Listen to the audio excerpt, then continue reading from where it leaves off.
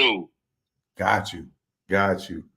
Okay, so now after y'all get out of that, nobody goes to jail. What's with that project? Okay, now nobody go to jail. The ghetto's trying to kill me out, right? Right. Oh, we give it to City Hall. That's a distributor in San Rafael, California, right? Right. And we give some to the music people. That's Intermittent Records in Oakland, a distributor, right? Jason Bland. Right. We give it to them, and then it was a guy named St. Charles, E40 uncle.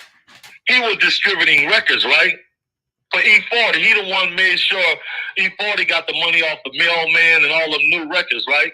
Right. Now I done heard about St. Charles. He works in distribution, correct? Yeah, there you go. So we hooked up with St. Charles because most Bay Area rappers, he was scooping them up. JT the Bigger Figure, E40, Be Legit.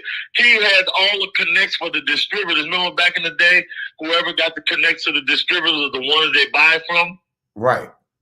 Yeah, so we hooked up with St. Charles. We drove out to Fairfield, California, gave him the Ghetto's Trying to Kill Me. And in 2 weeks, he gave us a check. Okay, we got this check right here, a nice size check, right? Me and P always the only ones that see the check out of anybody. Right. It can be C Murder, it can be Silk. Back then, they didn't open their mouth because I was the number one man. Right. I was the only one sitting in the front seat. C Murder, Silk, none of them could sit in the front seat with me. Right. If I'm in the car.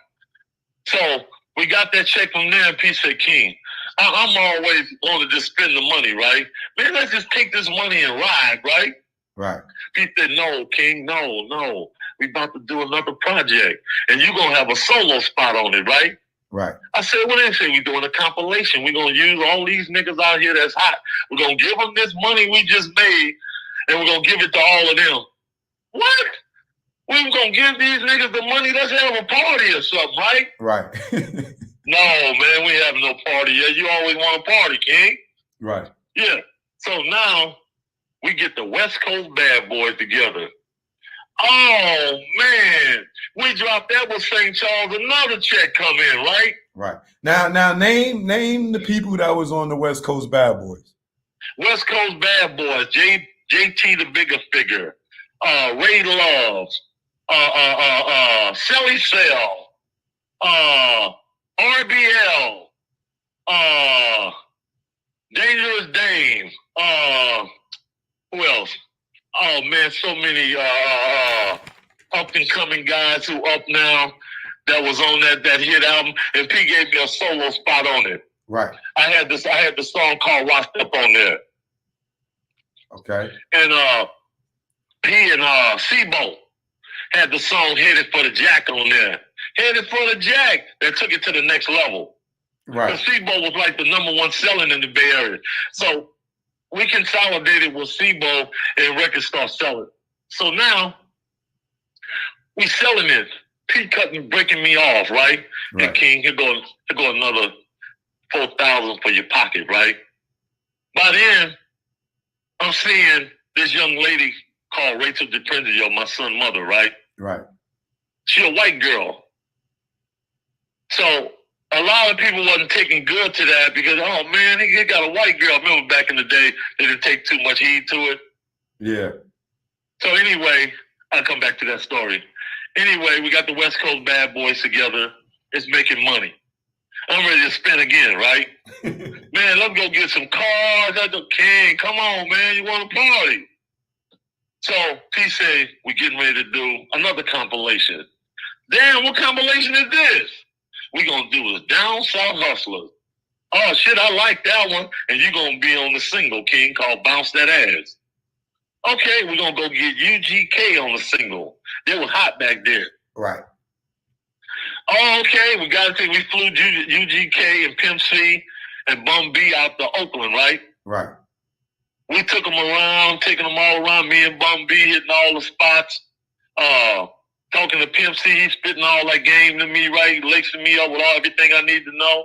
And we got the song called Bounce That Ass, and they did the song called Bones or something like that. Right. So Down South Hustles, West Coast Bad Boys, Ghetto's trying to kill me, all right? We get a call from Interscope. We go up to Interscope and BMG, one of those companies, right? Yeah. And we go up there, and the guy said, I'll give you $100,000 for the West Coast Bad Boys and the Down South Hustlers, right? Right. I'm in the office with P. I'm right here. And I'm crossing my fingers hoping he take it, right? I said, please take this 100. I ain't never had 100,000, right? Look, I said, please let P take this 100,000. Because he told me don't say nothing after the first time I went into a distributor office with P, and P was trying to get his check, and I told the guy, I said, look, man, I scared him. I said, man, you're going to give us our check, man. I'm not going to play with you. And that pissed P off. P said, you can't do that, King. It's not like that dealing in these offices, man. You put your hands on these people, we ain't going to sell no more records. He told you I said, okay. So I shut my mouth after that. I always played my role. Right. So when we was in Interscope and all this and Atlantic Records, and P turned down that 100,000, I was pissed off. I said, man, why would you turn down 100,000? He said, King, be cool, man. I'm doing this right. I shut my mouth, right? I couldn't understand it. Right. I said, 100,000, that's a dream come true for me. So we leave out the office, and we still going to St. Charles getting these little checks from him, right? Right. So everything going good. We're doing appearances. We're doing a few shows out of state. They're calling us out there in Kansas City. We getting around. We're going to make these records sell because we got to show up, right? Right. They seeing us this show. Look at Master P. And I was semi-Master P bodyguard, too.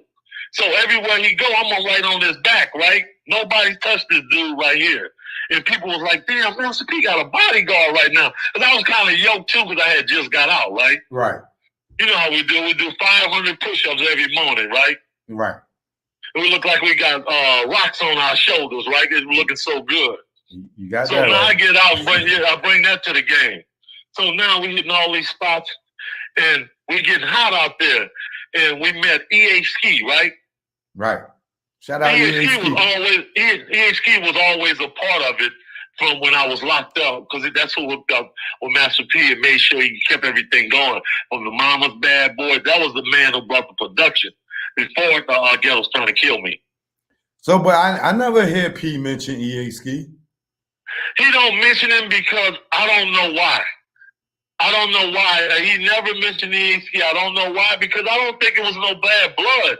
That's why I'm confused between Master P and EA Ski, because EA Ski the type of brother that you're going to get along with. He's just a business-minded person that straight the business on both levels. Right. On the bad level or the good level, he always with that guy. Never had no problems out of it. And I couldn't see why P wouldn't mention him, because there was no bad beef that I can ever see. I see they put a picture of EA Ski in the documentary, but they didn't say nothing about him. They didn't, but they had to put that up. EA Ski and showed the picture and went on to the next. Wow. And I can't elaborate on that because I don't see any bad blood, and I haven't heard anything in the street where EA Ski did. I'll never hear nothing bad about Mr. EA Ski. That's why I really can't elaborate on. Well, I don't know what he did, because I'll be talking shit then. Right. If I come on, man, the reason why he did it, yeah, I don't know that. And I'm not going to go that route because I keep my record clean. You can put me under a microscope, my record clean. I'm going to tell you everything about me. Right.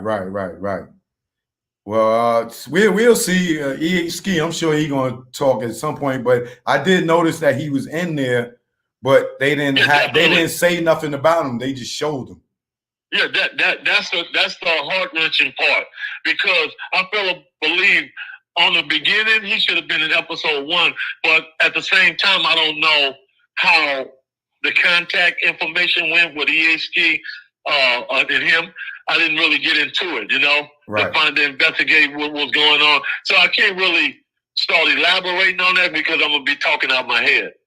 All right, well, go ahead, move on. So EA Ski did production? Yeah, EA Ski contributed to the music when I was locked up, the Mama's Bad Boy and the Understanding Criminal Mind. Plus, he was putting out music with CMT. So they did that, but when I got out, EHK started branching off. He always was on his own. EHK was always an independent. That's the only thing about EHK. He was always an independent. He just collaborated with Master P. Got you. You know, so that went that way. And P never said nothing bad about EHK. When I first got out, it was nothing but good, man. When I just met my boy EHK, he a black belt, this, that. Never uttered one word. Not even trying to stand in front of P, you know? Right, right. I'm just giving you the real about another man. Right. Yeah, so now the West Coast bad boys, downside hustlers circulating, we getting hot, right? We're getting a check. EHK said, I just did a deal with Party Records. Brian Turner, right? Right. He called P, said, y'all can go up there. I got it all set up. We caught a plane to LA, me, C Murder, Silk, Master P. We all walked in the office. Back then you can walk in the office of the record companies and just go straight up to the door. Now you need like a scanner. Because Ice Cube and them shut that down because they went in them offices one time and broke all them people's shit up. Right. And they start putting, don't let nobody up, these niggas crazy like that, right? Yeah. So